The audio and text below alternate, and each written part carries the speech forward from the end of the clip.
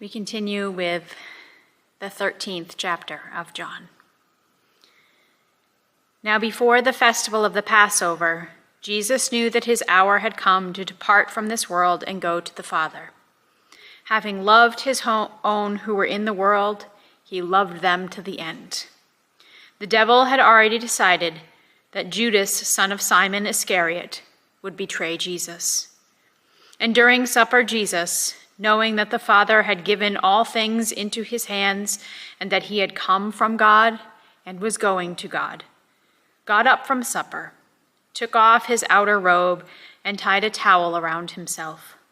Then he poured water into a basin and began to wash the disciples' feet and to wipe them with the towel that was tied around him.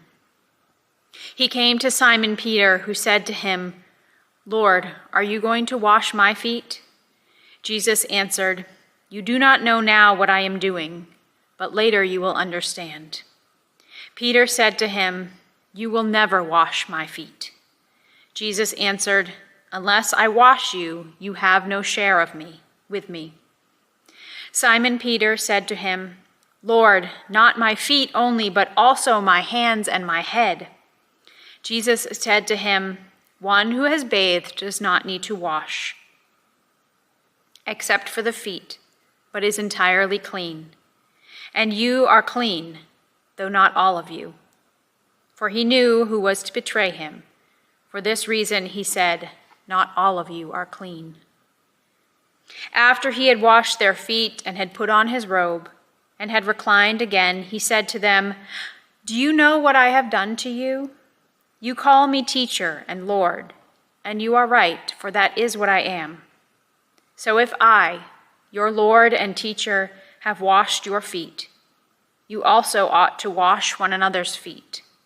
For I have set you an example, that you also should do as I have done to you. Very truly I tell you, slaves are not greater than their master, nor are messengers greater than the one who sent them. If you know these things, you are blessed if you do them. I am not speaking of all of you. I know whom I have chosen. But it is to fulfill the scripture, 'The one who ate my bread has lifted his heel against me.' I tell you this now, before it occurs, so that when it does occur, you may believe that I am he.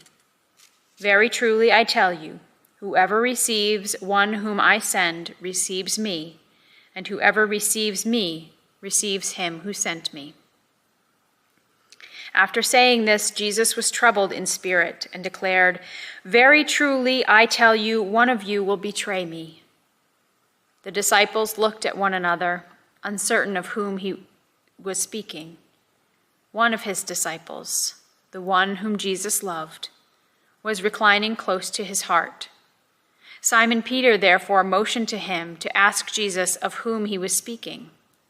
So while reclining next to Jesus, he asked him, "Lord, who is it?" Jesus answered, "It is the one to whom I give this piece of bread when I have dipped it in the dish." So when he had dipped the piece of bread, he gave it to Judas, son of Simon Iscariot. After he received the piece of bread, Satan entered into him.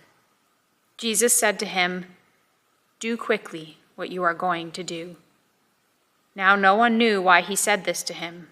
Some thought that because Judas had the common purse, Jesus was telling him, "Buy what we need for the festival," or that he should give something to the poor. So after receiving the piece of bread, he immediately went out, and it was night. When he had gone out, Jesus said, "Now the Son of Man has been glorified, and God has been glorified in him. If God has been glorified in him, God will also glorify him in himself and will glorify him at once. Little children, I am with you only a little longer.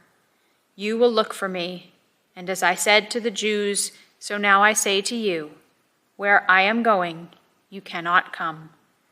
I give you a new commandment, that you love one another. Just as I have loved you, you also should love one another. By this, everyone will know that you are my disciples, if you have love for one another." Simon Peter said to him, "Lord, where are you going?" Jesus answered, "Where I am going, you cannot follow me now, but you will follow afterward." Peter said to him, "Lord, why can I not follow you now? I will lay down my life for you." Jesus answered, "Will you lay down your life for me? Very truly, I tell you, before the cock crows, you will have denied me 3 times."